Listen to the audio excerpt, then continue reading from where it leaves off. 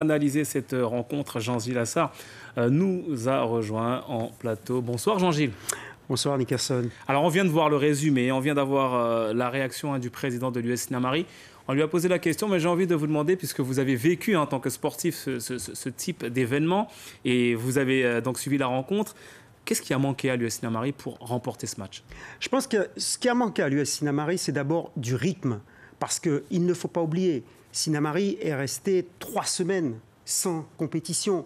Depuis son dernier match contre le Phare du Canal au 8e tour, jusqu'à la semaine dernière où Sinamari a pu jouer un match de 90 minutes contre Saint-Georges sur une pelouse là aussi détrempée. Donc les joueurs ont manqué de ce rythme, contrairement à leur adversaire qui était sur 7 matchs au cours des 3 dernières semaines. Donc ça compte énormément. On l'a vu au fur et à mesure que le match avançait, la fatigue est arrivée, la difficulté pour sortir le ballon. Et puis, j'ai envie de dire, il a manqué aussi de l'effectif parce que vous manquez de banc. Comme l'a dit le président, ils viennent d'accéder en R1. Ils ont beaucoup de joueurs qui sont mutés hors période. Et ces joueurs mutés hors période, vous ne pouvez en utiliser que 2. Et généralement, ce sont des bons joueurs puisqu'ils viennent d'arriver dans le club.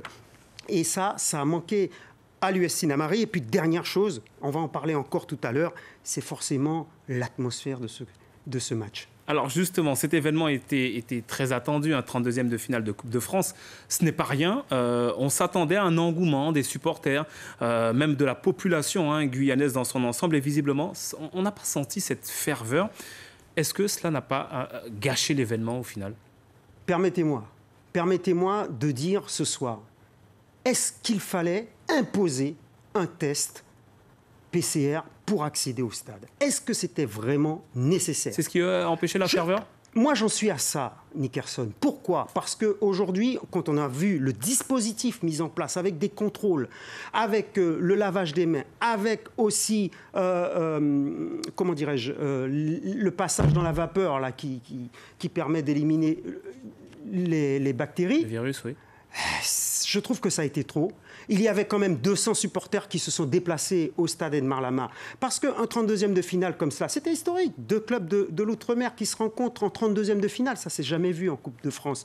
Et là, les 2 équipes qui se sont opposées, imaginez qu'il n'y a pas cette pandémie. Ce sont 3500 personnes qui seraient venues derrière les Diables Rouges. Et c'est ça peut-être qui ce soir a manqué le plus, cette ferveur-là. On espère que cela va revenir. Dernière question très rapidement, Jean-Gilles. La suite pour le club franciscain qualifié donc pour les 16e de finale? On espère pour eux qu'ils vont jouer une Ligue 1, puisque la formule de cette Coupe de France inédite, c'est d'opposer maintenant les amateurs aux professionnels. On souhaite bonne chance aux Martiniquais du club franciscain, en espérant qu'ils seront les premiers à accéder aux 8e de finale.